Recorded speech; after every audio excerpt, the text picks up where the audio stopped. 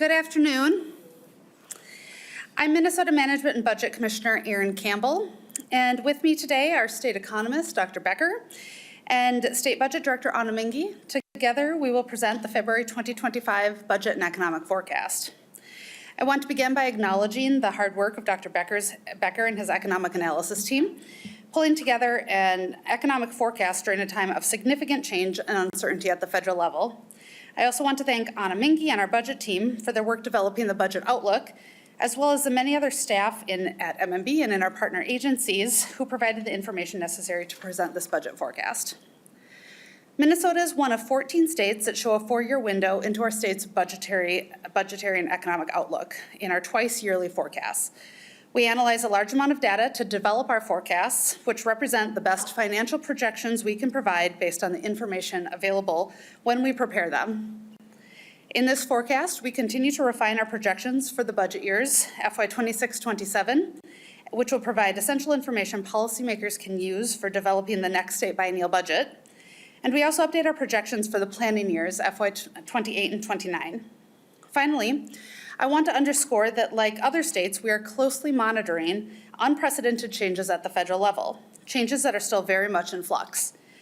We are still getting a sense of federal policy direction under the new administration, and there are many key details we don't know yet, including the impact of any future congressional funding decisions, which could have major implications for the national and state economy, as well as for the Minnesota's budget.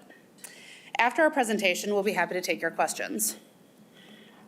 For the budget biennium FY 26-27, the overall picture remains largely unchanged from what we presented in November, with the main difference being a widening gap between the forecast expenses and revenues. The projected balance at the end of FY 26-27 is now $456 million, which is $160 million less than our previous estimates. This means we will have less money to carry over into fiscal years 28-29, where we continue to forecast a deficit now totaling just under $6 billion. A common theme you'll pick up on today is the projections for both revenue and spending are higher, largely because of the impact of inflation. While individual income and sales tax revenues are a bit higher than previously estimated, those gains are offset by higher spending, driven by growth in our two largest segments of our budget, education and healthcare. As I mentioned earlier, unknowns regarding federal policy changes and their impacts introduce considerable forecast risk, which Dr. Becker will say more about in a few minutes. This slide shows the projected FY 26-27 budgetary balance in this forecast in the middle column compared to the November forecast estimates on the left. The column on the right shows the difference between the two. At the top of this slide, you'll see that the beginning balance is $10 million less than we projected in November. That is because we now project the ending balance for FY 24-25 to be just slightly lower than we'd previously forecasted. The projected balance at the end of fiscal years 26-27 appears under the lowest horizontal line.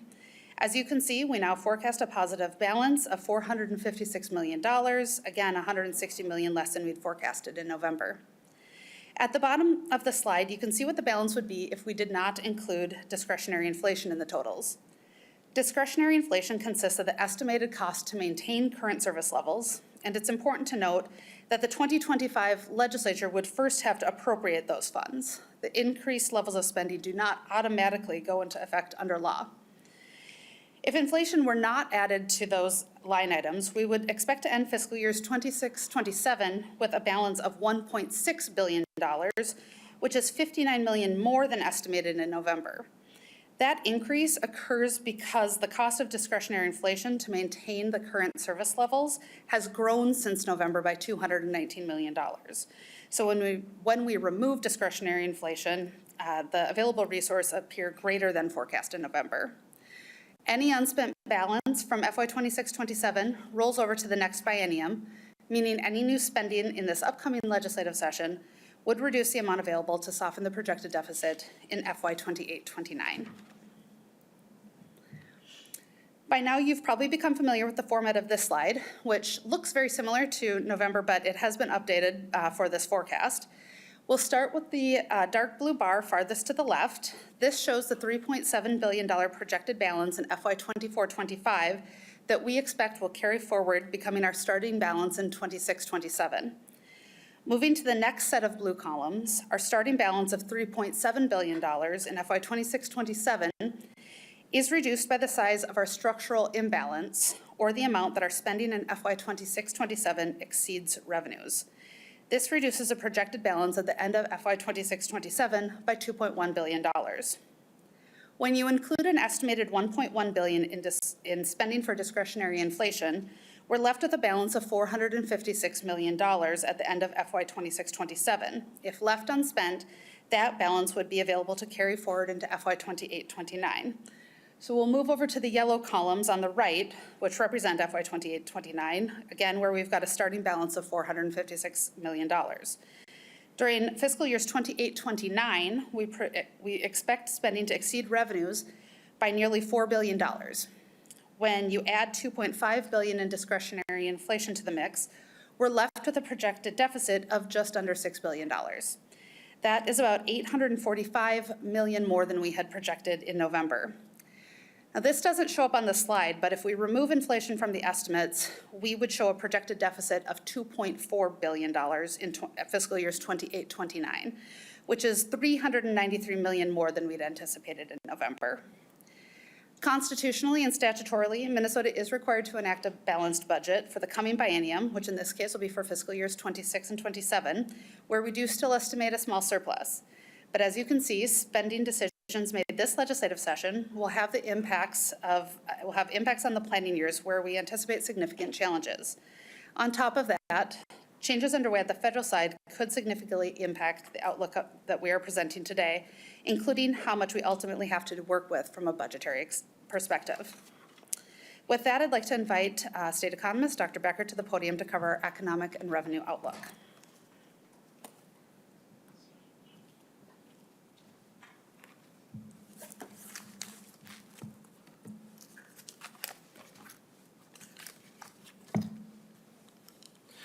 Thank you, Commissioner Campbell. I'm Anthony Becker, Minnesota State Economist.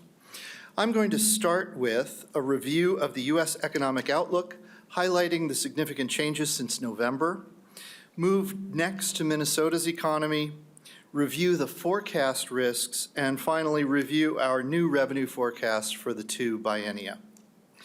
Since Minnesota's budget and economic forecast was prepared last November, the outlook for U.S. economic growth has been revised upward for 2025. But slightly lower growth is now forecasted for 2026 through 29.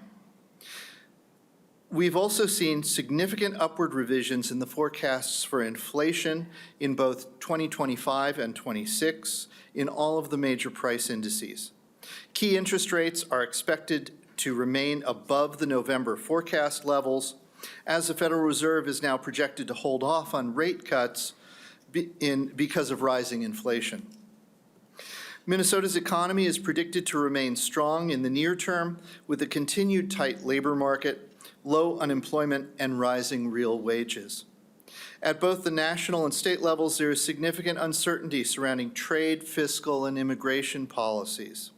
These uncertainties contribute to substantial downside risks through all the years of the forecast. Our macroeconomic consultant, S&P Global Market Intelligence, released their baseline forecast to us on February 10, 2025. They assumed a 10% universal tariff, 20% tariff on China, and a 25% tariff on steel and aluminum imports. They did not include any retaliatory tariffs in their assumptions. We now have higher tariffs, including tariffs on Canadian and Mexican products, though the Mexican product tariff has been stayed, apparently for 1 month, along with substantial retaliatory tariffs in place or soon to be implemented from major trading partners. These are not included in the forecast. SPGMI's baseline forecast assumes that the Federal Reserve will lower interest rates once in 2025 and then pause further rate cuts until 2026. However, if inflation persists or even increases, the Fed may not lower its target interest rate as much as assumed in the baseline forecast. SPGMI assumes that current federal personal income tax policies are extended beyond their scheduled 2026 expiration. For corporate taxes, they assume the tax rate will be reduced to 15% from the current 21% for corporations that produce domestically. In addition, they assume increases in or suspension of the debt ceiling as needed. Finally, SPGMI has reduced their forecast for net international migration by 500,000 people per year relative to Census Bureau projections for the years 2025 through 28. Please also understand that in addition to the recent tariffs I've mentioned, the forecast assumptions do not incorporate any effects of federal worker terminations, contract suspensions, or interruptions in federal payments. In the first chart, we show the SPGMI forecast for annual growth in real GDP. The Bureau of Economic Analysis, or BEA, now estimates that real GDP grew at an annual rate of 2.3% in the fourth quarter of 2024, substantially faster than they had assumed it would in their November forecast.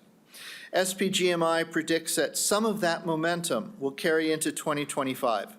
As a result, the forecast for 2025's GDP growth is now 0.3 percentage points higher than it was in November. The February 25 baseline forecast assumes that the administration's trade and immigration policies all contribute to higher inflation in 2025 and 26. As a result, interest rates are forecast to remain higher for longer than previously. Higher borrowing costs and a stronger U.S. dollar are expected to constrain growth by reducing private investment, net exports, and some forms of household consumption. Consequently, SPGMI's forecast for real GDP growth has been revised downward in each year from 2026 through 2029. This chart shows SPGMI's forecast of annual inflation rate as measured by the Consumer Price Index, or CPI. The U.S. inflation rate, as measured by both the CPI and the Federal Reserve's preferred measure, the Core Personal Consumption Expenditure Index, Core PCE, are forecast to rise in 2025. The CPI in January was 3.3% higher than 1 year earlier. Also in January, year-over-year core PCE inflation was 2.6%. Progress on lowering core PCE inflation has stalled since June, when it was also 2.6%. The current baseline forecast depends on the Federal Reserve's ability to further curb inflation. SPGMI projects CPI inflation will remain elevated at an annual rate of about 3% through 2026, before falling closer to 2% for 2027 through 29. Core PCE inflation is forecast to also remain elevated through 2026, before falling to the Federal Reserve's 2.0 target in 2027 through 29. Here we show the federal funds rate and the 30-year fixed mortgage rate. SPGMI now predicts only one rate cut in 2025, with further rate cuts paused until mid-2026. In November, they had projected multiple rate reductions over the next 2 years. The federal funds rate and other interest rates, like the 30-year fixed mortgage rate, are closely but not perfectly related. When the Federal Reserve raises the federal funds rate, it puts upward pressure on mortgage rates by increasing banks' borrowing costs. Mortgage rates and other long-term rates also respond to lenders' inflationary expectations. In this forecast, because of a higher federal funds rate and higher inflation expectations, SPGMI forecasts the 30-year fixed rate mortgage will remain above 6% into 2027.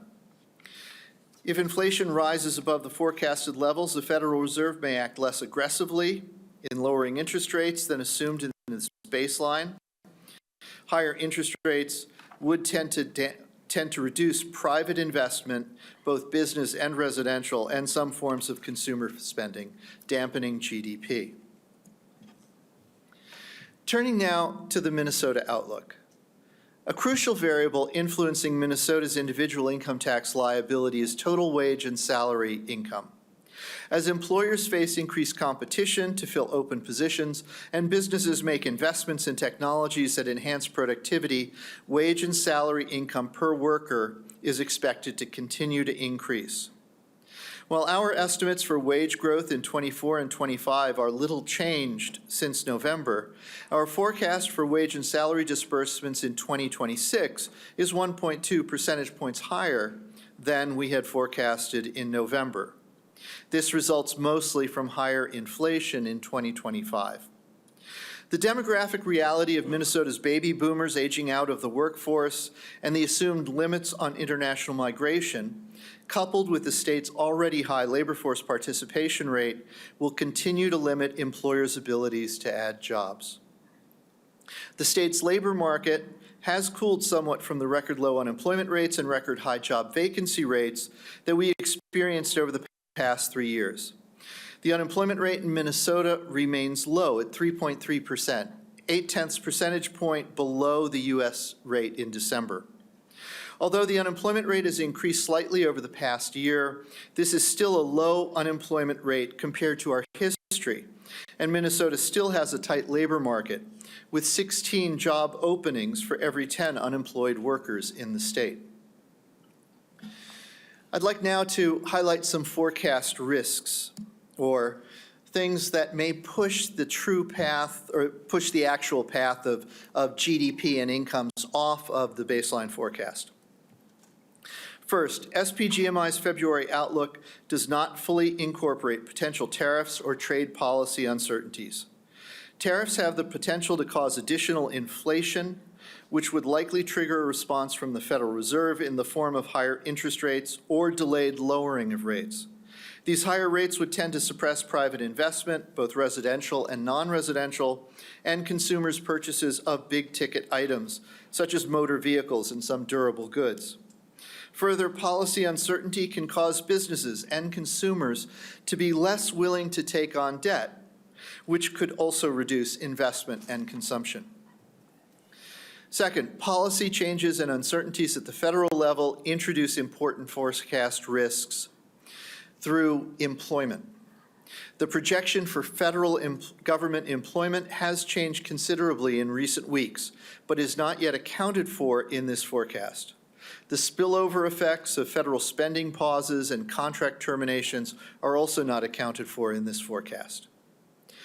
Third, SPGMI assumes suspension or raising of the debt ceiling, extension of the provisions of the 2017 Tax Act, a reduction of the corporate tax rate, some exclusion of overtime and tip income, and no reductions to Social Security or Medicare benefits.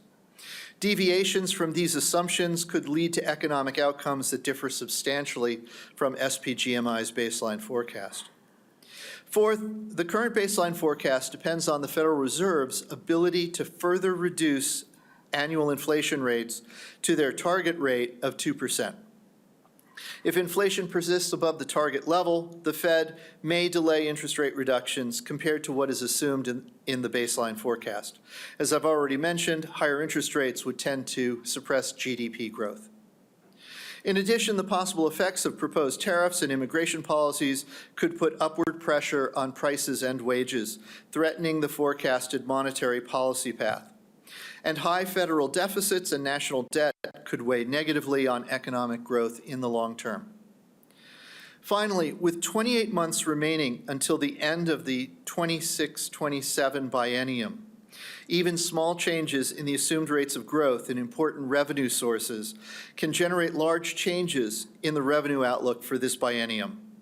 Moreover, uncertainty in federal policies, coupled with the difficulty of projecting long-range economic conditions and taxpayer responses to law changes, warrants caution when using forecasts for the FY 28-29 biennium. There are some potential upside risks in this forecast. If the administration does not fully implement its proposed tariffs, or if it rescinds some of the announced tariffs, there would be less inflationary effect. There is some upside risk that the fiscal stimulus from promised tax cuts and exclusions would add to real GDP growth. Over the longer term, technological advances could improve productivity and raise economic growth above the baseline forecast. Let's turn now to the revenue forecast. The first two columns of the table show our current forecast for the next biennium and the change from the November forecast. And the second two columns show the same for the FY 28-29 biennium. Total revenues for the 26-27 biennium are now forecast to be about 1% higher than in November. Individual income tax receipts are also forecasted to be higher than in the previous forecast for both biennia. We now know the tax liability for tax year 23, and it forms the base for this forecast. It is slightly higher than we had estimated it would be in November, raising the starting point for this income tax forecast. Beyond FY 25, three primary factors are driving the individual income tax forecast, and these are a higher forecast for wage and salary disbursements that I showed earlier, a higher forecast for capital gains realizations and interest income, and a lower forecast for non-farm business income.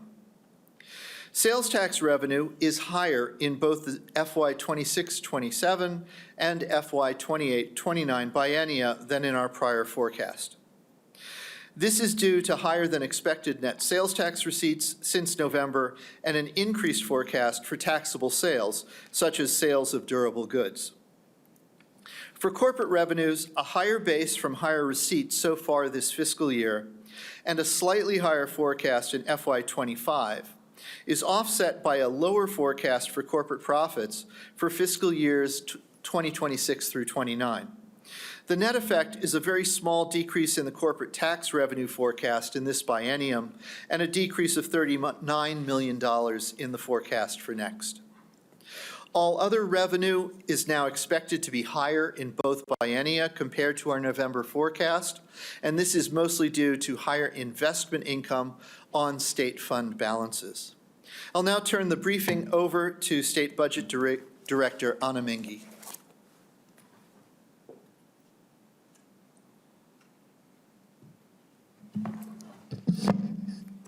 Thank you, Dr. Becker, and good afternoon, everyone. Excuse me. I'm Ahna Minge, State Budget Director at Minnesota Management and Budget, and today I'm going to walk through changes in the state spending forecast. This slide is a table that you may be familiar with, which outlines anticipated changes in general fund spending in the budget biennium of fiscal years 2026 and 27, as well as upcoming planning years of 2028 and 2029.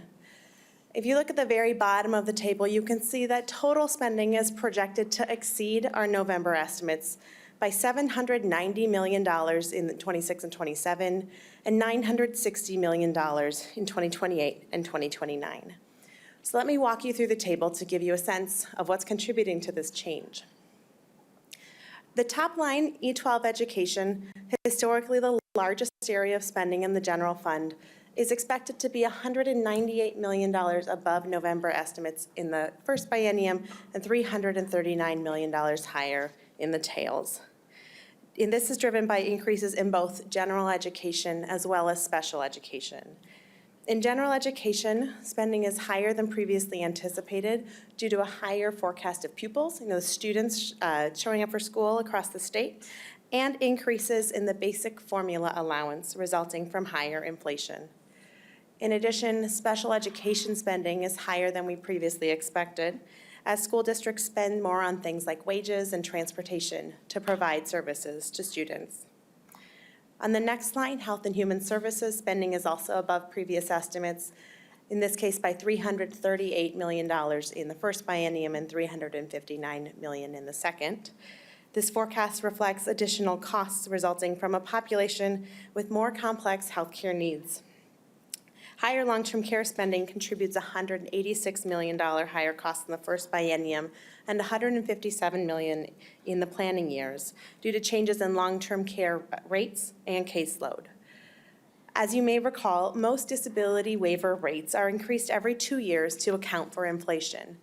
This forecast assumes larger inflationary adjustments for those services than we previously projected. We have also seen faster growth in the use of these services than we assumed in November. Another driver of the change in Health and Human Services spending is higher utilization of weight loss drugs, which is expected to increase MA spending by $80 to $90 million per biennium. The forecast at this point doesn't assume sort of any longer-term savings that may accrue to the program. It is instead focused on the near-term known impacts to our managed care contracts. On the next line, you can see property tax aids and credits spending is slightly above previous estimates. I'll just keep moving down to our debt service forecast, which looks relatively flat. You see slightly higher in the first biennium and slightly lower in the tails.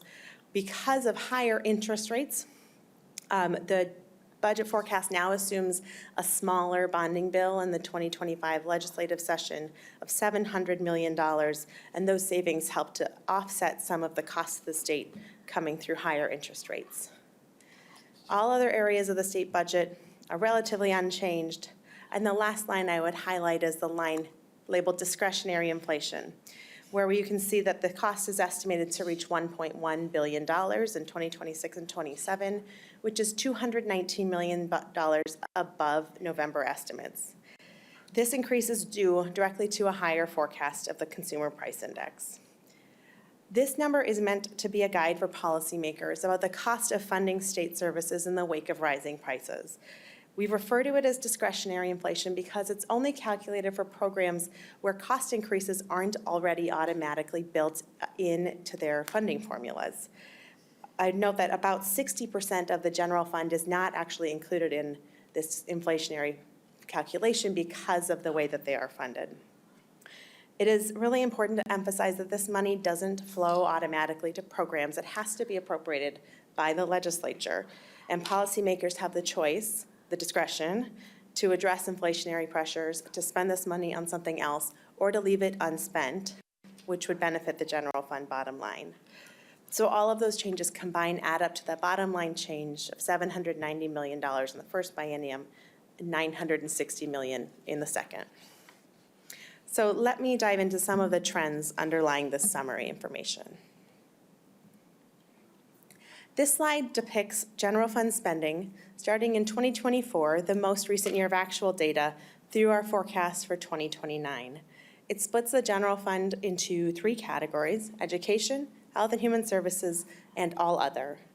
Typically, education and health and human services have been the largest areas of state spending. In 2026 and 27, they are expected to account for almost 3/4 of the general fund. You may notice on this slide the significant decline in the light blue bar from 2024 to 2026. That represents the end of the significant one-time spending that was enacted in the 2023 legislative session, which was concentrated in areas like capital investment and housing. However, that's not the most important takeaway from this slide. E12 education and health and human services, as you can see, grow faster than the rest of the state budget. But for the first time ever, health and human services is expected to become the largest area of the state budget in fiscal year 2029, as you can see that green line sort of passing the dark blue. As I've discussed in previous forecasts, this is largely driven by faster spending on long-term care services. Now let me turn to changes in the education forecast. As you saw, education spending is projected to be above previous estimates in 2026, 27, and 28 and 29. A significant driver of this change is the impact of inflation on the basic formula. Basic revenue is the largest aid stream within general education. It provides a statutorily determined per pupil amount to school districts. And beginning in 2026, that per pupil amount will be tied to inflation. We now project that the rate of inflation driving those changes is higher than the November forecast. The chart shows those projected increases in the formula allowance with the dark blue bar representing our current forecast and the dashed line representing November. By 2028 and 2029, we project a 1% increase in the basic formula allowance relative to November estimates. And while 1% might not sound like a very big number, it has significant costs when applied to a base of about $14 billion. I'd now like to pivot and discuss an area of risk in our spending forecast. As we've discussed in previous slides and in recent forecasts, Health and Human Services spending has grown from previous estimates and is growing quickly over time, driven largely by our medical assistance program, the state's Medicaid program. But it's important to keep in mind that for every dollar the state spends, the federal government is spending even more because they pay for roughly 56% of state medical assistance spending. This chart shows projected medical assistance spending by group and type of service. And on it, the state spending is the dark blue at the bottom of the bars, and federal spending is the green and light blue. In the total, the federal government is projected to provide $26 billion to medical assistance in the 26-27 biennium. And this underscores how sensitive our budget is to changes in federal funding. Because MA is a state entitlement program, reductions in federal funding will result in increased costs to the state budget. The U.S. House recently passed a budget resolution that calls for significant spending reductions in the committee overseeing Medicaid. The budget resolution doesn't address what policy levers Congress would use to achieve these savings, it merely sets a target. But these reductions would result in billions of lost federal Medicaid funding to Minnesota every biennium, which is not reflected in our spending forecast. A number of options have been discussed, such as capping the growth in the federal share of Medicaid or eliminating an enhanced federal match on a group known as the Medicaid expansion population. In Minnesota, this group includes roughly 230,000 adults without children for whom the state receives 90% federal match on the cost of services. On the chart, it's the bar on the far right labeled adults without children. For this group, the federal government covers 90% of the cost versus 51% for other groups. The difference between the 51 and the 90% is called the enhanced match. And in 26 and 27, eliminating the enhanced match in services for adults without children would result in a $2.4 billion hit to the state budget. This forecast assumes no reduction in federal Medicaid funding at this time because the actual congressional action is unknown. However, the chart demonstrates the extent to which our state budget is reliant on federal Medicaid dollars for all of the services we provide to this program. With that, I will turn it back to the Commissioner to discuss our long-term budget outlook.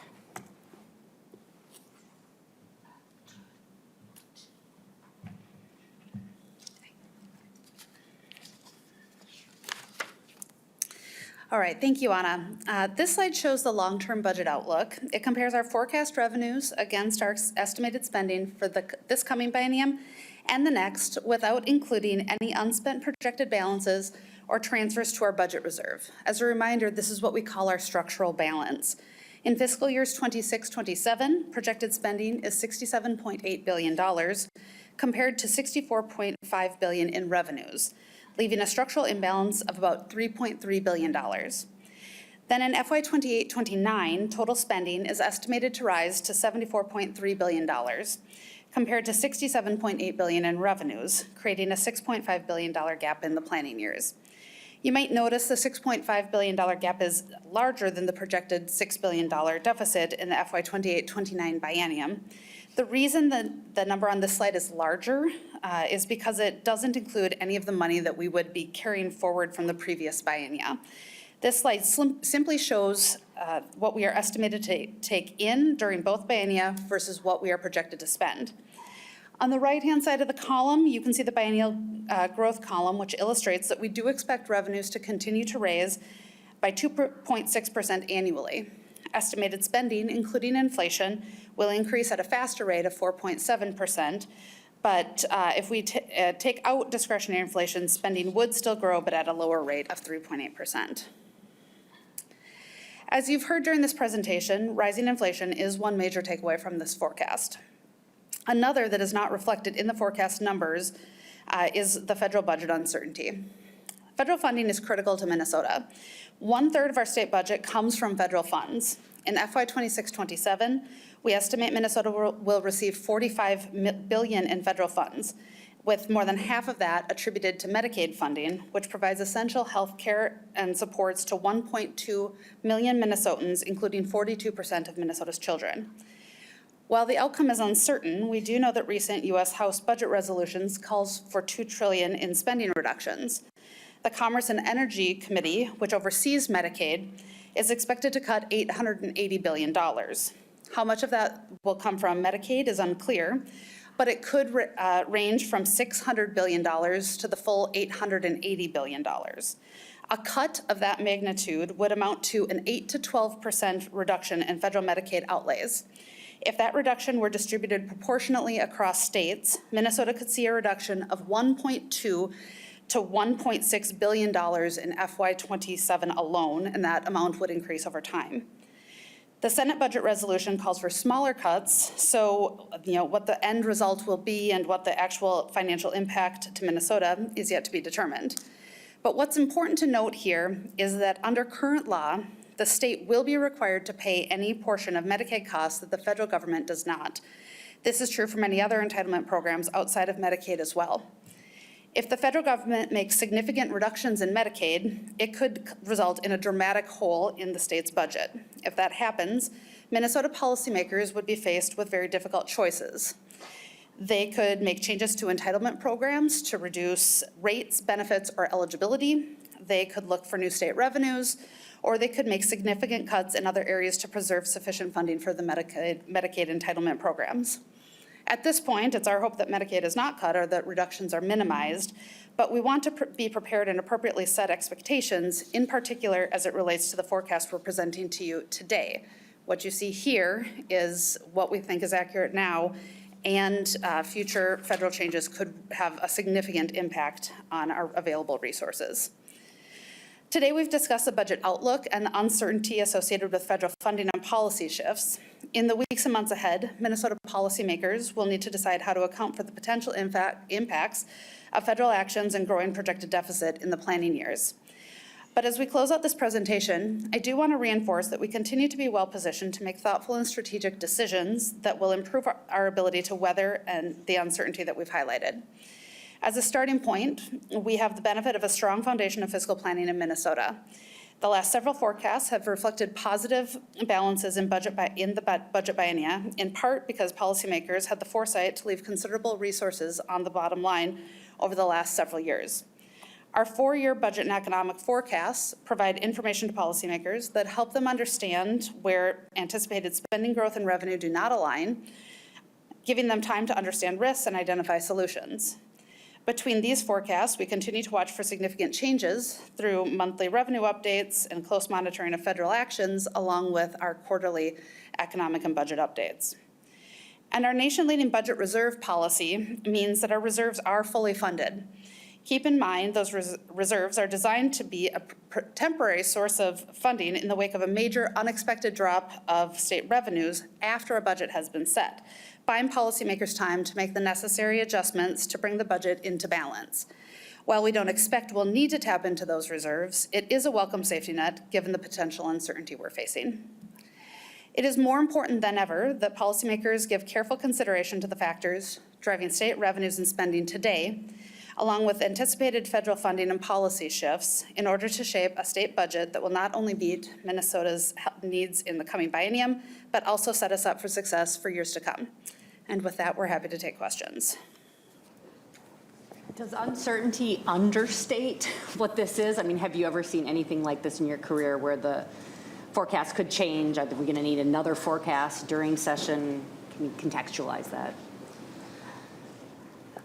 I think that, I mean, we've chosen to highlight the uncertainty because it does feel really significant in this moment. And you can see how things are changing on a daily basis that makes it increasingly difficult to understand where things are headed.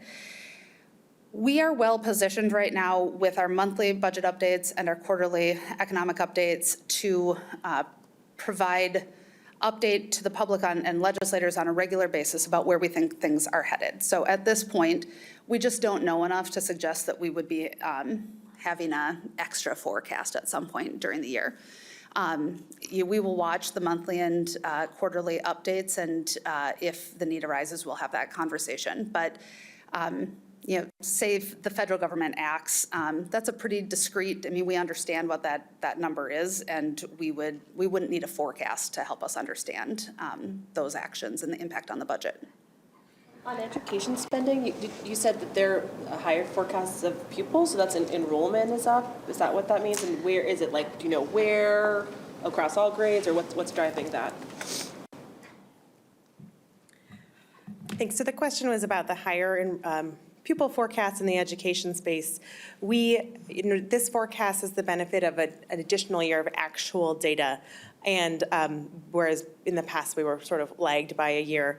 And what we are seeing is, so first I'd say we're still projecting pupils will decline over time, but just a slightly slower rate of decline.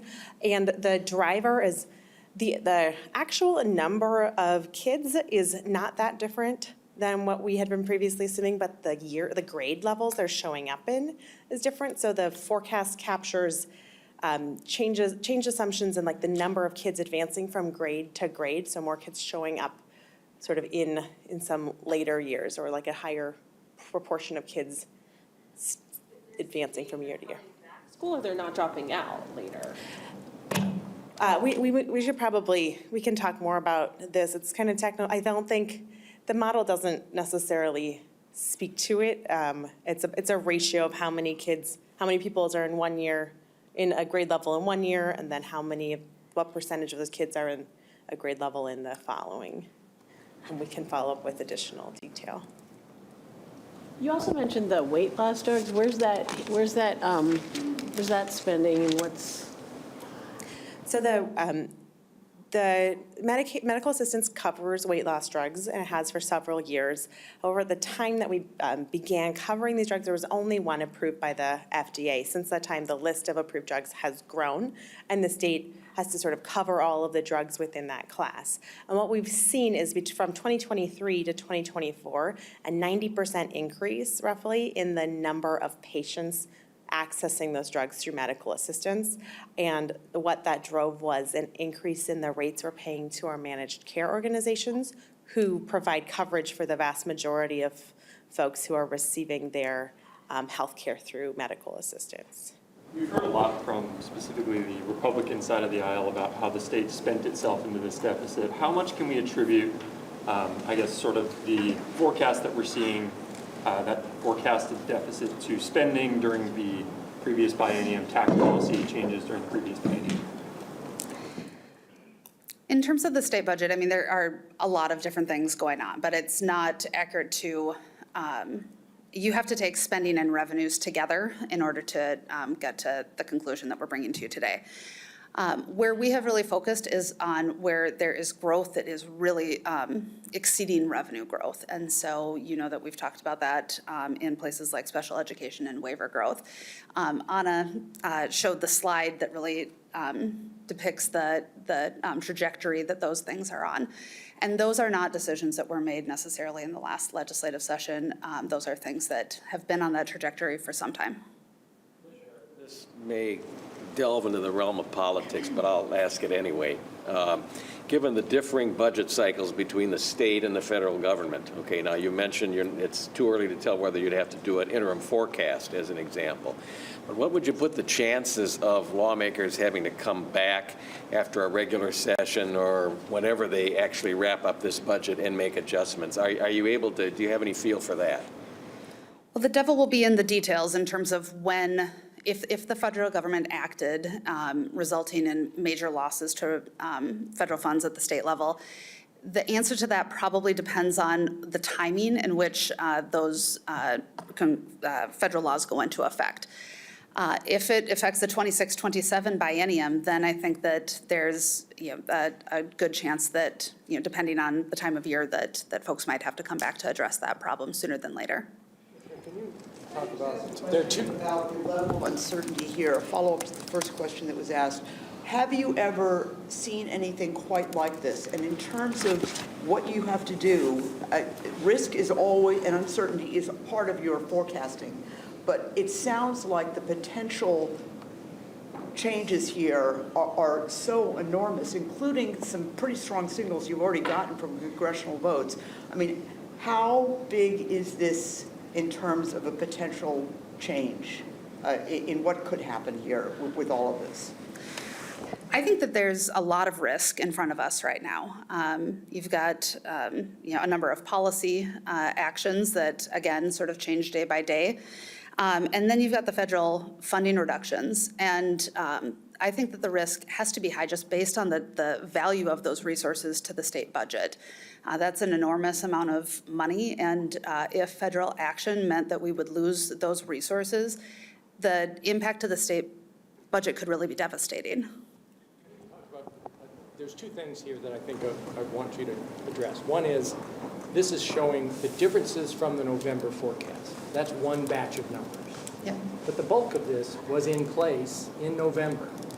Really, the changes from November to December are significant, but kind of smaller than we've seen in a lot of forecasts lately.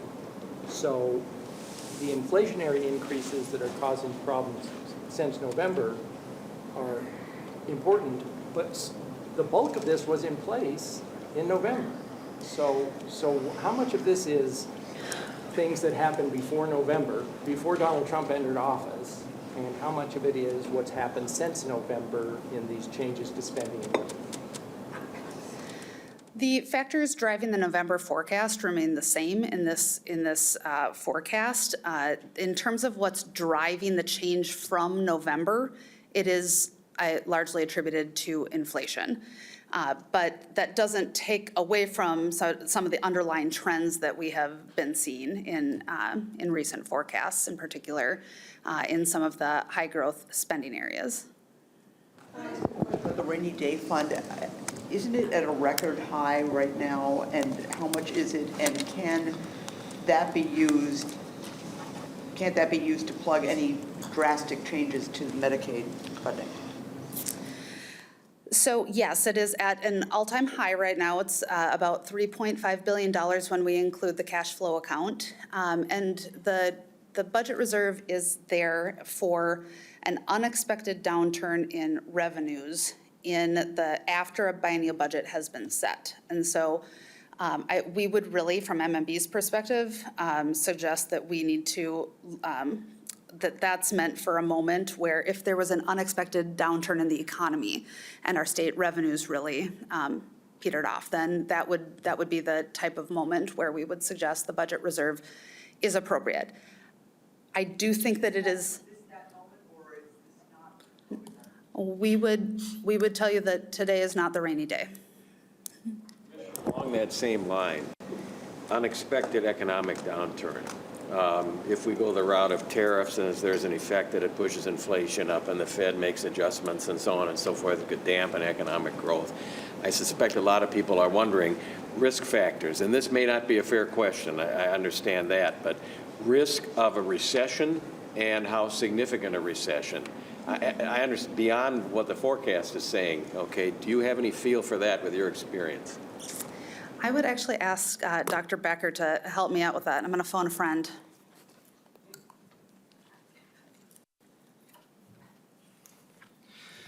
So, risk of a recession. Yeah, that's a dangerous question. But let me just say that one of the things that I really appreciate about our macro consultant, SPGMI, is that they give us not just a baseline scenario, but also a pessimistic scenario and an optimistic scenario. And they do not have a recession in their pessimistic scenario based on the February 10th release. Now, it's possible that when we see the release it'll be with us in just a few days. We'll get it next week for the March. That'll be interesting to see if their pessimistic scenario has changed, given the movement on tariffs specifically, as well as some of the proposed changes to federal spending that are out there. Pessimistic scenario that the forecasting service currently has doesn't factor in tariffs or any of the other effects? It doesn't fully to some factor degree? in tariffs, Doesn't no. fully factor in, okay. It actually factors in more. I would have to go back and double check all the things that it puts in, but it actually does factor in slightly higher tariffs and different responses to that those tariffs. But, you know, at this point, it's the uncertainty that is also out there, and in the sense that a lot of businesses, consumers, and so forth are going to delay various plans because of the uncertainty, not because they expect a tariff or they don't expect a tariff, but because they don't know what to expect. Commissioner, in the budget document, it said that the largest individual driver of HHS changes was improper payments for the tribal residential facilities. What happened there? I'll let Director Minge answer. Thanks for the question. The question is about some changes occurring in the current biennium 24-25 in Health and Human Services. The budget forecast reflects $125 million increases in a program known as the Basic Health Fund, which largely pays for substance use disorder services. So this isn't something that's occurring in 26-27 or 28-29. And what occurred is that for several years, the Department of Human Services paid providers, and a portion of those payments were billed to the federal government for services provided in facilities that weren't eligible for federal Indian Health Service funding.